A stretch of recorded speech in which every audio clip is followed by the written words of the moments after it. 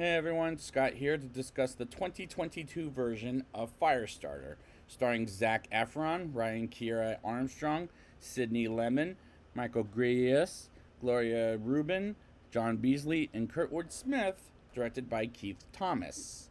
Now, before I get into this movie, unfortunately, I had to watch it twice, and you'll see why when I talk about it, but yeah, it was. Well, let's see if it's a waste of time to see this, anyways.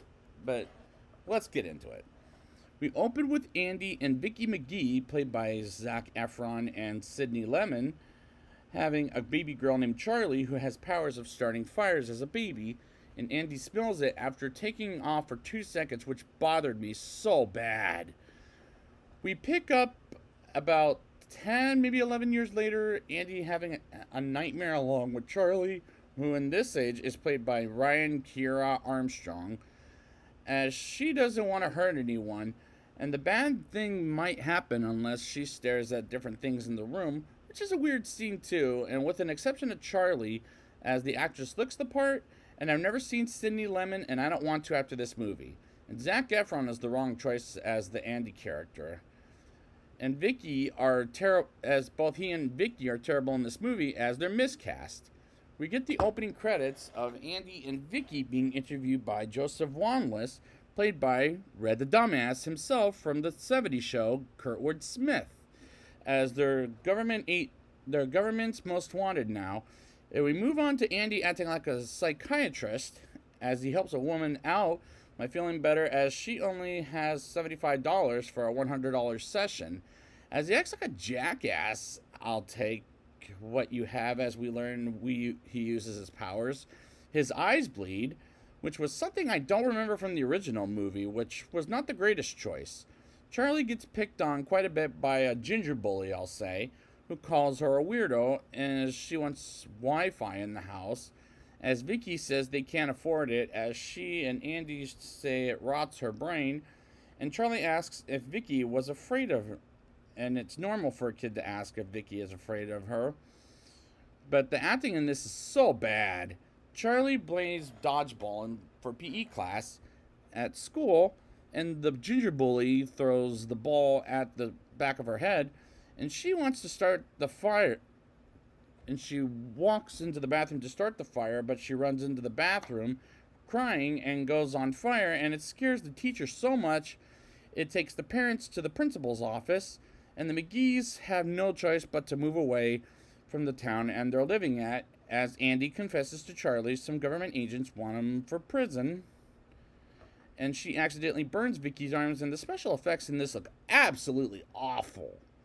We get an assassin named Rainbird, played by Michael Griess, as he gets a call from Captain Jane Hollister, played by Gloria Rubin, as the gender switch was not another smart choice, and I hate these characters more in the original, which is really depressing, while Zac Efron and Sidney Lemon are totally miscast, as they're a little too young to be parents for a 10, maybe 11-year-old in my opinion.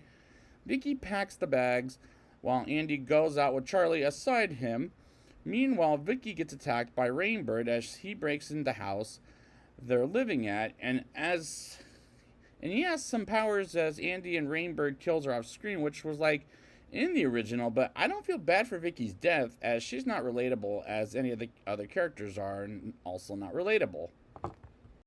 Andy and Charlie get home and see Rainbird has Vicky, and Vicky is dead, and Charlie pushes Rainbird back and starts fire on him and burns down the house, and that scene is acted badly as the effects look horrible.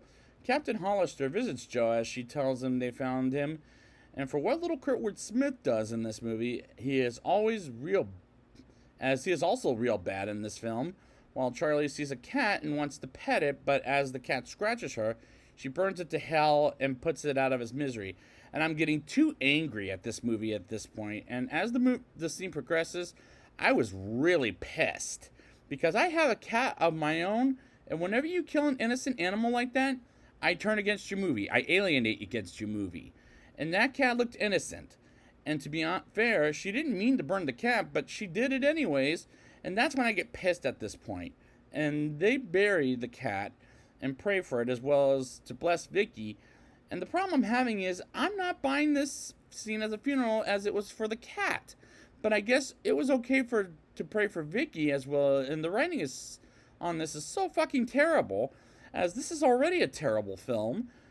Andy and Charlie hitchhikes a ride to Boston and meets Irv Manders, played by John Beasley, as Andy tricks him by giving him a $100 bill when it's really a $1 bill, as he gives them a ride to their house, as Charlie is playing with the chickens while she sees a dead body that I'm led to believe is Irv's dead wife and Nancy, and Irv yells at the kid briefly and he apologizes and makes them stay for one night. And the actor John Beasley was in something I reviewed before, as he was in The Purge Anarchy, as he was better there than he was here, as he was lost and stranded in this role.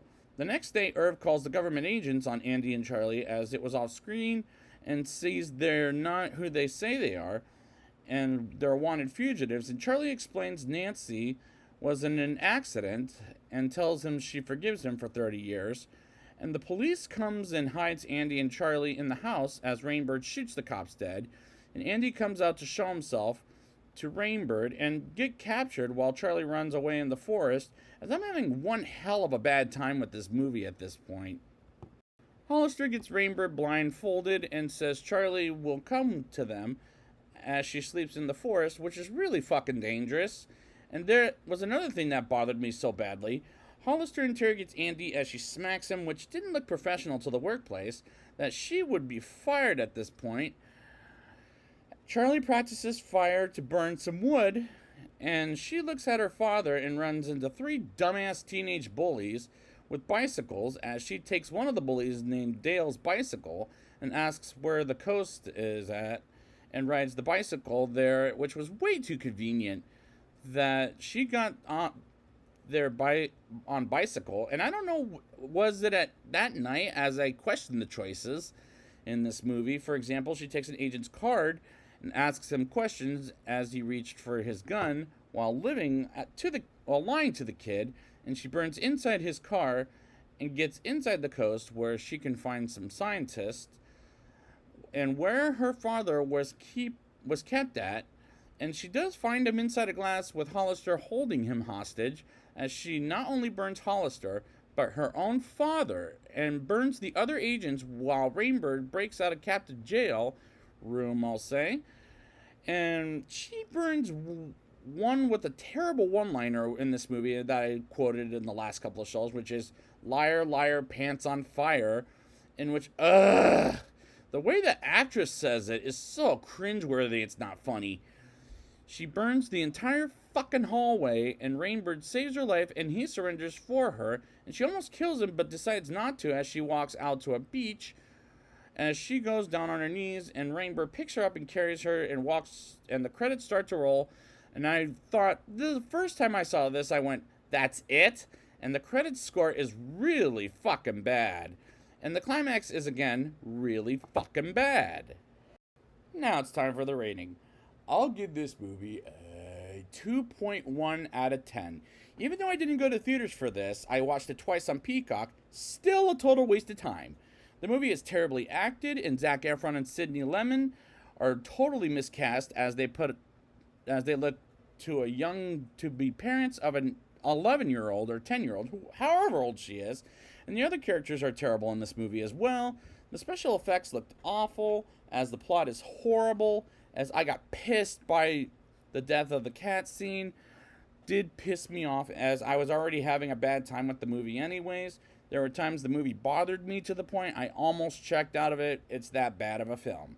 And there's no way in hell anybody can adopt a book nor a remake of this movie ever again. I don't want any more of what I saw here in this retrospective series. The first one was bad. Second one was 10 times worse. This is 10 times worse, 20 times worse than the original, and 10 times worse than Firestarter Rekindled, in my opinion. So, what the fuck, Stephen King? So I'd like to thank you guys for joining me for this series, and I'm sorry that it turned out as horrible as I didn't think it would be. But until then, liar, liar, pants on fire. Ugh.